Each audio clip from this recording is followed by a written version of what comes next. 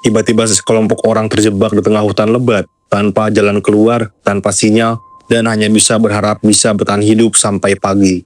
Mereka berpikir bisa menemukan tempat aman, tapi ternyata justru masuk ke dalam bahaya yang lebih besar. Inilah cerita dari sebuah film horor trailer penuh ketegangan berjudul Animal 2014. Kisah perjuangan melawan makhluk buas yang tak pernah berhenti memburu. Daripada kelamaan kayak nunggu bansos turun, mending langsung aja kita ke filmnya.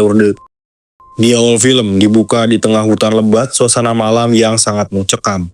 Terlihat dua pasangan sejoli, Carl bersama istrinya Vicky, serta Douglas bersama Barbara, sedang berlari ketakutan. Mereka berusaha menyelamatkan diri dari kejaran makhluk misterius yang tidak terlihat jelas. Dalam kepanikan itu, Barbara terjatuh.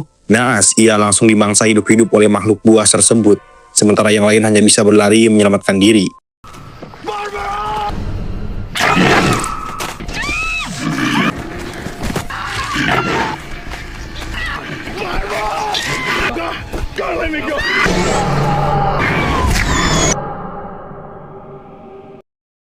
Beberapa waktu kemudian, cerita berpindah pada 5 mahasiswa, namanya Alisa, pacarnya Matt. Lalu saudara tirinya Jeff, pacarnya Jeff bernama Mandy, serta seorang jomblo akut bernama Shawn. Mereka sedang dalam perjalanan menuju hutan untuk melaksanakan pendakian. Namun sampainya di lokasi tersebut, jalan menuju area pendakian ternyata sudah ditutup karena ada proyek restorasi lingkungan. Tak ingin perjalanan mereka sia-sia, akhirnya kelompok ini memutuskan untuk melanjutkan dengan berjalan kaki. Sebelum berangkat, Jeff memastikan semua perbekalan benar-benar sudah terpenuhi. Dia bahkan sengaja menyembunyikan kunci mobil di balik penutup bensin, berjaga-jaga kalau suatu waktu mereka harus kembali.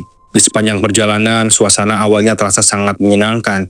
Mereka berjalan santai sambil menikmati keindahan hutan.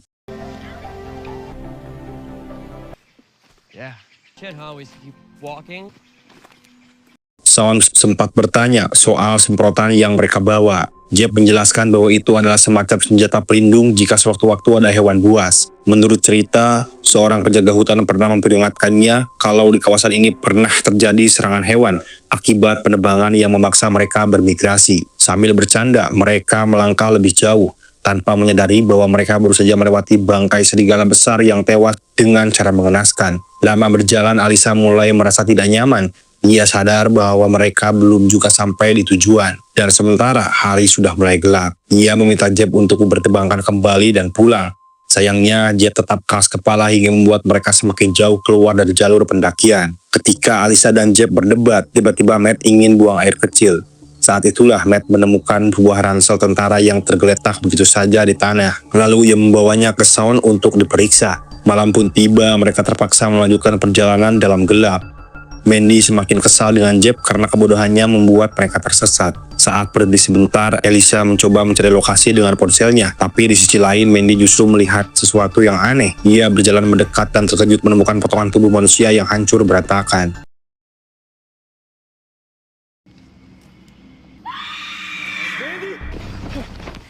Holy shit! Oh my. Belum sempat mereka merencanakan apa yang terjadi, terdengar raungan mengerikan menggema di dalam hutan. Panik, mereka segera berlari mencari tempat yang lebih aman. Namun di tengah pelarian, mereka melihat sosok makhluk buas itu tengah melahap mangsanya.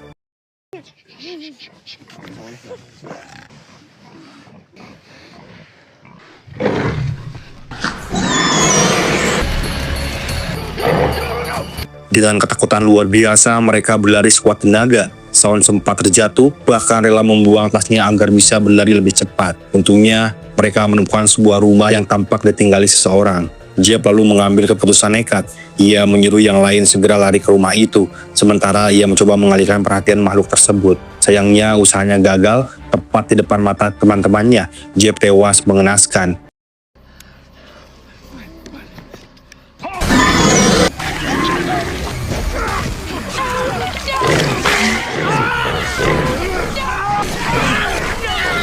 Dengan rasa putus asa, Alisa dan yang lainnya akhirnya berlari menuju rumah tersebut. Dalam keadaan panik, mereka menutup pintu sekuat tenaga sampai akhirnya sang penghuni rumah membiarkan mereka masuk.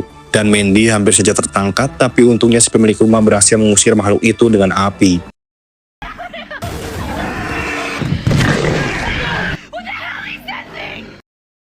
Kemudian setelah suasana agak tenang, ternyata penghuni rumah itu adalah Carl, Vicky, dan Douglas, 3 dari 4 orang yang kita lihat di awal film tadi.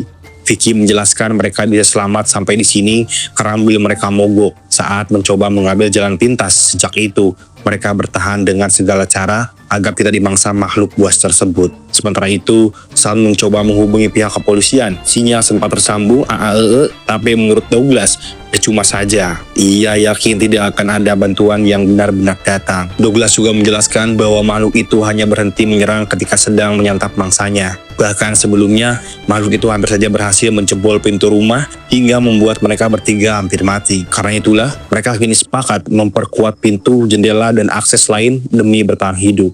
Tapi tak ada yang aneh, saat Elisa mengusulkan agar mereka juga memperkuat lantai atas, Douglas menolak dengan alasan tidak jelas. Hal itu semakin membuat Elisa curiga. Di dapur, Elisa bercerita kepada Matt bahwa ia mulai meragukan cara Carl, Vicky, dan Douglas bisa bertahan sejauh ini tanpa ada yang dimangsa. Ia bahkan menduga jangan-jangan makhluk itu sengaja mengumpulkan manusia di sini untuk dijadikan cadangan makanan. Matt berusaha menenangkan Elisa, tapi obrolan mereka tiba-tiba terhenti saat terdengar suara dentuman keras. Makhluk itu berusaha menerobos masuk lewat dapur. Gagal masuk dari situ, makhluk itu lalu mengitari rumah mencari celah lain.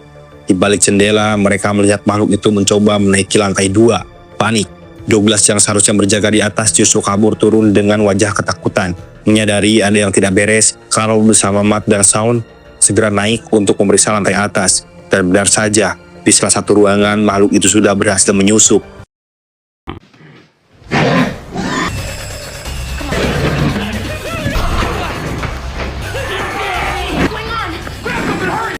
Pertarungan singkat terjadi, Carl terluka di lengannya, tapi untungnya Shaun berhasil menyemprotkan cairan pengusir hewan ke arah monster itu hingga makhluk itu terpaksa mundur. Setelah kondisi agak tenang, semua orang terkumpul untuk membahas langkah berikutnya. Elisa mengusulkan agar mereka semua berkumpul di satu ruangan saja. Menurutnya lebih mudah bertahan jika fokus melindungi satu titik ketimbang berpencar. Sebagian besar setuju, tapi Douglas kembali menolak. Ia menegaskan bahwa sudah pernah mencoba hal itu sebelumnya dan tetap tidak ada yang datang menyelamatkannya. Di momen ini, Elisa mencoba memberi harapan dengan mengatakan bahwa orang tuanya punya teman yang mungkin sedang mencari mereka. Namun Douglas menertawakan hal itu.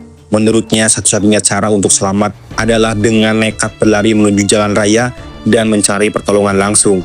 Masalahnya, siapa yang cukup berani dan cukup cepat untuk melakukannya? Di sini, Matt mengajukan diri. Ia percaya diri bisa berlari lebih cepat daripada siapapun, bahkan dari hewan buas itu. Tapi, Elisa panik dan berusaha mencegah pacarnya itu. Namun, Matt tetap teguh pada keputusannya. Ia ingin mencoba meskipun sangat beresiko. Tapi sebelum Matt berlari, mereka membutuhkan seorang yang bisa mengalihkan perhatian makhluk itu. Tanpa banyak bicara, Carl menawarkan diri. Dengan tenang ia mengatakan bahwa semua orang berhak untuk pulang ke rumah masing-masing. Dan jika ada yang harus menjadi umpan, maka biarlah itu dirinya. Singkat cerita beberapa saat kemudian, rencana pun dijalankan. Carl dan Shaun keluar lebih dulu. Carl membawa flare gun dan peluit untuk memancing perhatian makhluk itu. Sementara Shaun memantau lewat walkie-talkie untuk memberi peringatan jika ada bahaya. Awalnya semua berjalan dengan sesuai rencana, hingga tiba-tiba terdengar jeritan Matt dari walkie-talkie.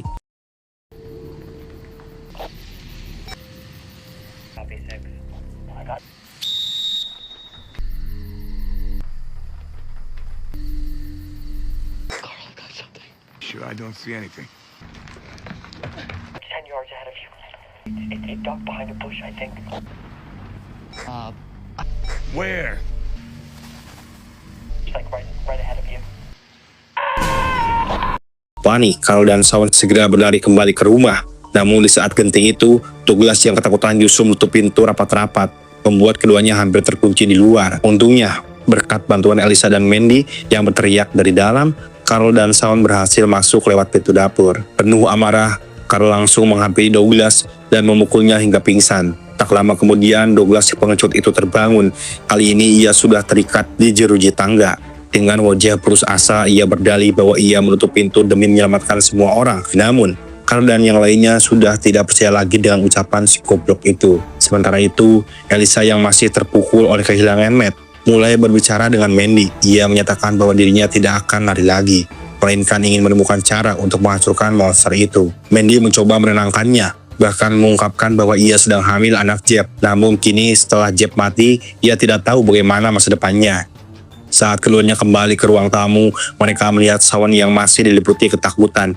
Tanpa diduga, Shawn akhirnya membuka rahasia besar. Ia mengaku memiliki hubungan terlarang dengan Jeb. Mendengar itu, Mandy langsung murka. Baginya, Shawn tidak pantas membuat pengakuan menjijikan itu setelah kematian Jeb.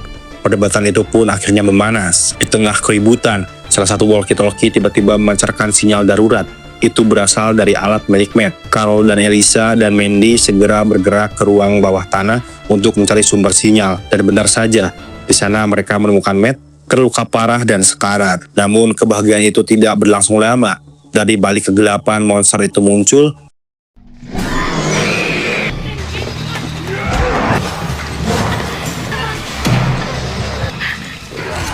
Dalam serangan itu, Carl tewas, sementara Matt berhasil diseret kembali ke kelompoknya. Sayangnya, tanpa peralatan medis, kondisi Matt semakin memburuk. Sebelum kehilangan kesadaran, Matt sempat mencoba memperingatkannya bahwa di luar sana masih ada dua makhluk yang memburu mereka. Tapi sayang sekali, suaranya sangat terlalu lemah untuk dipahami.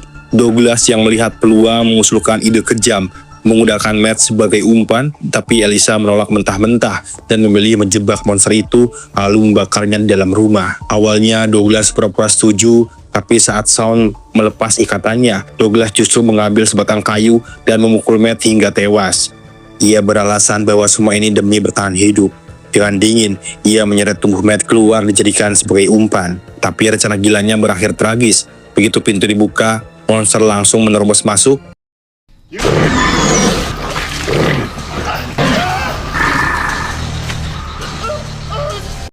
Panik, Elisa, Mandy, dan Shawn berlari ke ruang bawah tanah, mengambil jerigen bensin, lalu menyusun jebakan.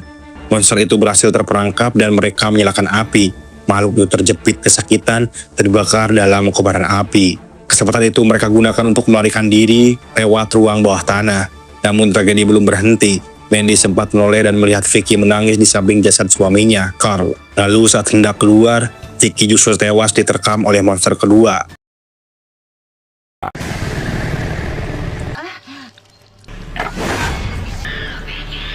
Mandy dan Elisa terus berlari ke hutan demi mencari jalan raya. Sayangnya, Mandy terjatuh, membuat monster berhasil mengejar mereka.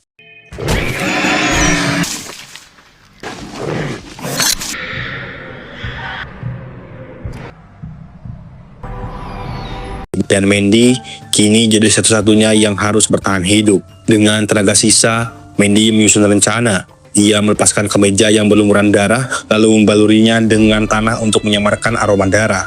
Cara itu berhasil membuat monster kehilangan jejak. Tak lama kemudian, Mandy menemukan mobil Jeb yang sebelumnya mereka tinggalkan. Ia segera mengambil kunci cadangan yang disembunyikan di tangki bensin, lalu menyalakan mesin. Tepat saat hendak kabur, monster itu kembali menyerangnya. Dalam kondisi yang putus asa, Mandy berhasil mengelabui makhluk itu dengan keluar dari pintu lain, lalu kembali ke posisi semula. Dengan mesin yang menyala, ia menginjak gas sekuat tenaga. Mobil itu menabrak monster itu hingga tubuhnya hancur.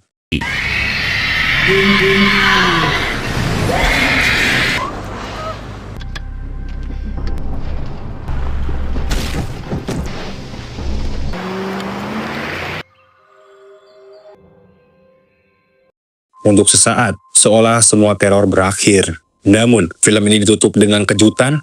Di balik bayangan hutan masih ada monster lain yang muncul, menandakan mimpi buruk ini belum berakhir dan belum benar-benar usai. Ya, udah sering kalau film kayak gini endingnya suka dibikin menggantung, nggak jelas gimana dan gimananya. Ya, dan pada akhirnya film Animal 2014 menunjukkan kalau perjuangan untuk bertahan hidup seringkali nggak cuma soal melawan ancaman dari luar, tapi konflik di dalam diri dan kelompok itu sendiri. Rasa takut, ego, dan ketidakpercayaan bisa sama mematikannya dengan makhluk buas yang mereka hadapi. Pesan yang dapat diambil mungkin dalam kondisi terdesak, kerjasama dan saling percaya jauh lebih menguntungkan daripada mementingkan diri sendiri. Contohnya seperti Douglas, sekeparat itu, koplok. Karena di situasi yang paling gelap sekalipun, hanya kebersamaan yang bisa menjadi cahaya untuk bertahan hidup. Udah ya, sampai di sini saja.